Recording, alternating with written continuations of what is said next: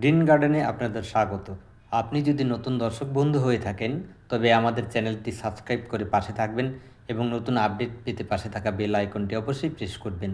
আজকে ছাদ বাগানে চন্দ্রমল্লিকা গাছ পরবর্তী সিজনের জন্য কিভাবে সংরক্ষিত করে রাখতে হয় সেই বিষয়ে আমার অভিজ্ঞতা আপনাদের শেয়ার করব।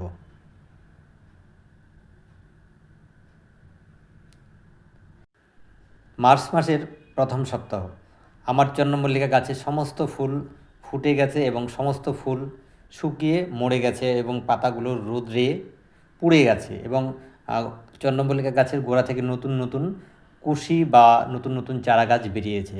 কাজেই এই চারাগুলোকে আগামী বছরের জন্য যাতে সংরক্ষণ করতে পারি এবং এর থেকে নতুন নতুন চারা তৈরি করতে পারি সেই ব্যবস্থা কীভাবে করতে হয় সেটাই আপনাদের শেয়ার করব।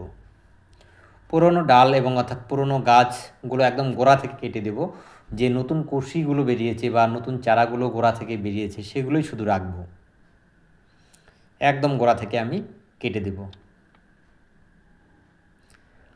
আর কাটার পরে টোটাল সমস্ত টবগুলোই শেডে রেখে দেবো, যাতে প্রচণ্ড রৌদ্রে যাতে এই ছোট ছোট চারাগুলো যেগুলো বেরিয়েছে গোড়া থেকে সেগুলো যাতে পুড়ে না যায়।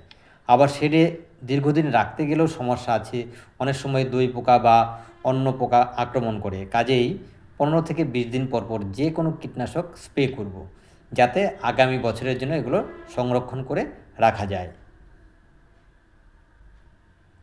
যদিও কিছু গাছে এখনও ফুল রয়েছে তবুও আমি কেটে ফেলবো, কেননা গোড়া থেকে যে নতুন চারা বেরিয়েছে সেগুলো আমাকে সংরক্ষণ করে রাখতেই হবে আগামী বছরের জন্য।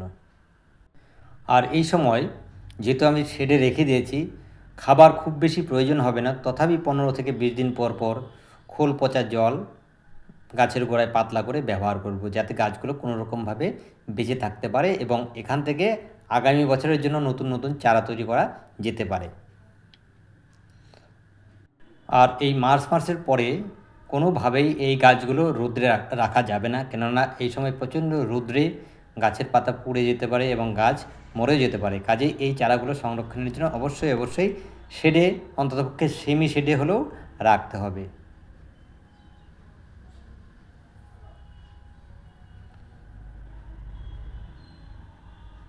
ধন্যবাদ। সুস্থ থাকবেন, ভালো থাকবেন।